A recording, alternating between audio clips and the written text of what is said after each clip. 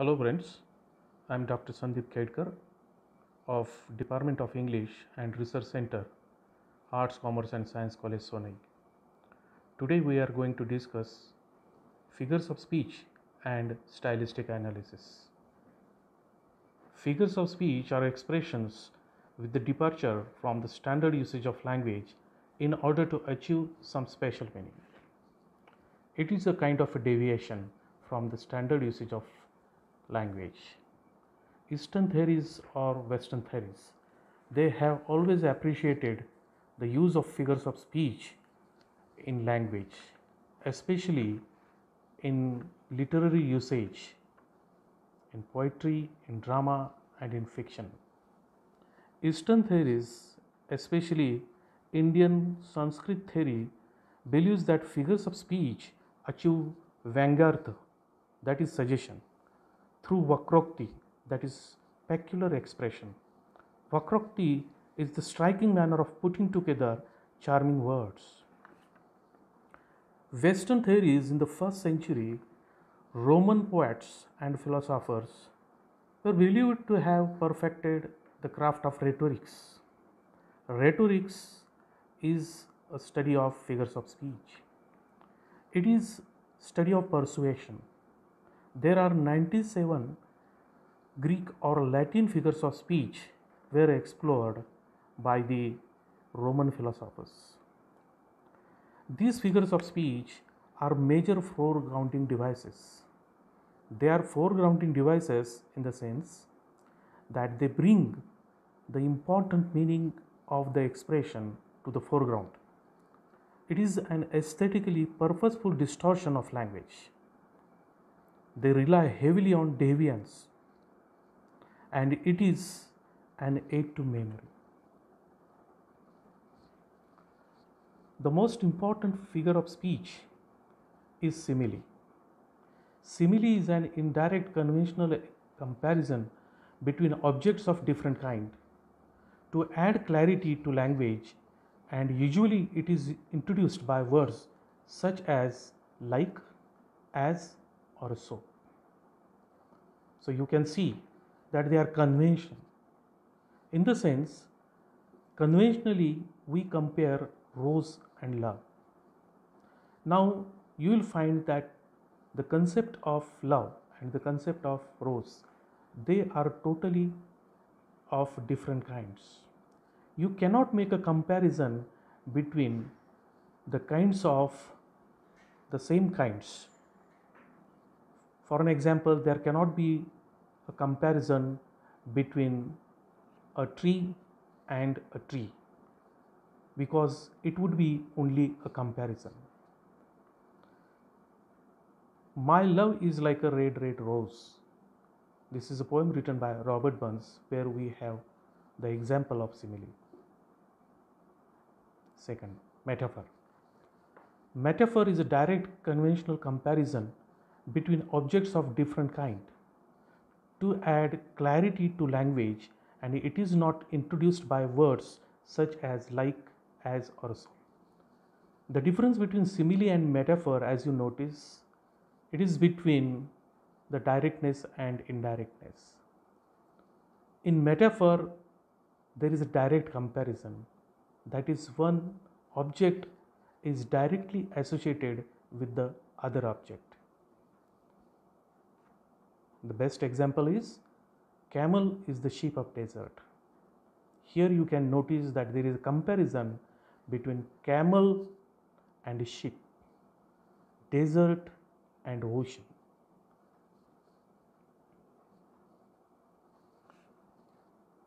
Number 3, conceit.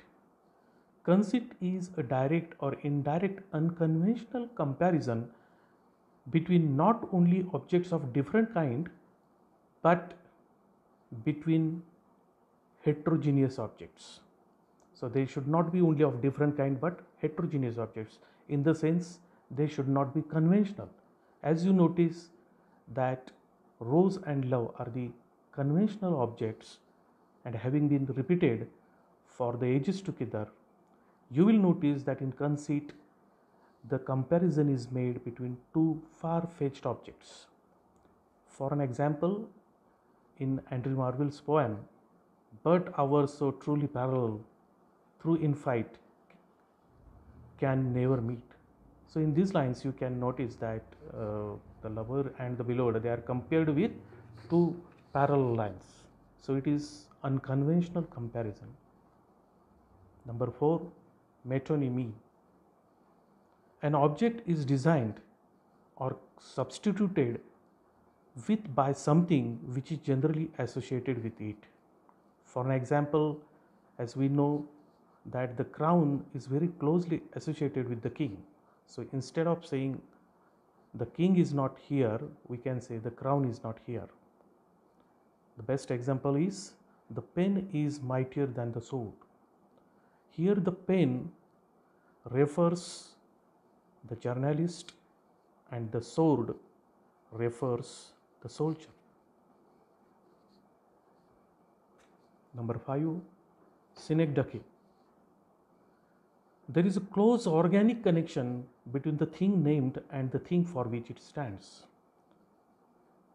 For an example, uneasy lies the head that wears the crown. So here you can notice that the word head is closely associated. It is organically connected with the body. So when the poet says the head lies uneasy, he means to say that the whole man, his whole body lies uneasy. Number 6, antithesis. Words or ideas are brought to contrast by being balanced one against another. Best example is united we stand, divided we fall. So you can notice the syntactic balance in this expression, as verb, subject, and again there is verb in both the expressions. United we stand and divided we fall. Number 7, oxymoron. Contradictory qualities are expressed as adjectives of one another. Best example is wisest fool.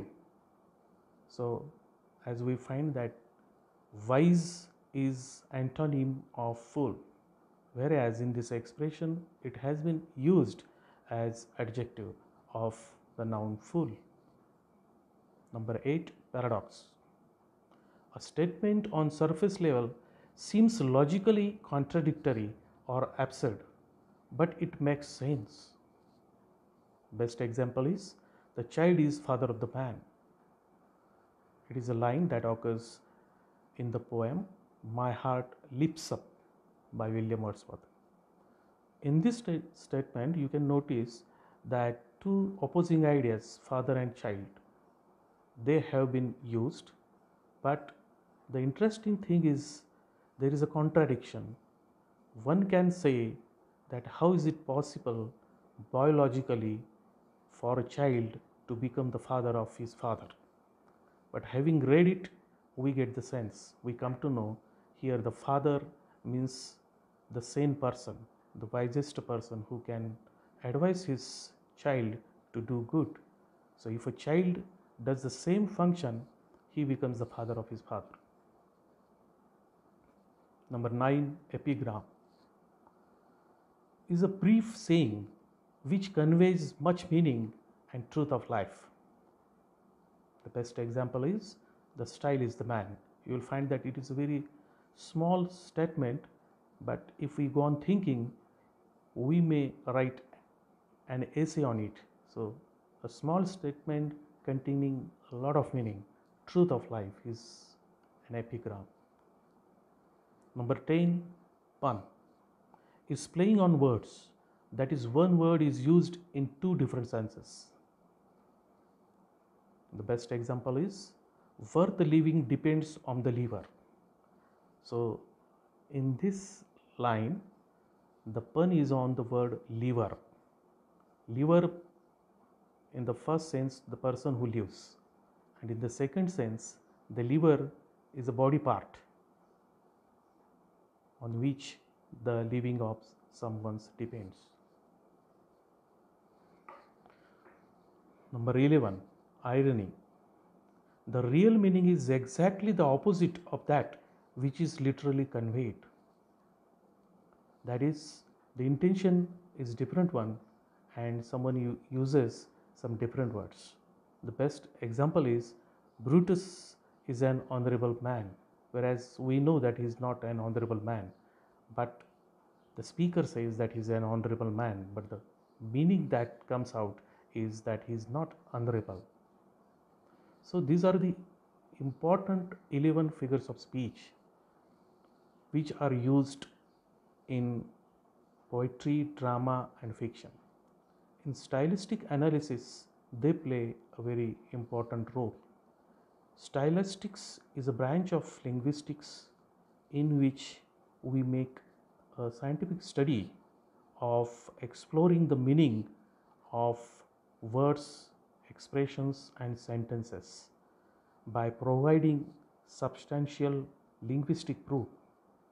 So this helps us for understanding literature in more better manner. Thank you very much.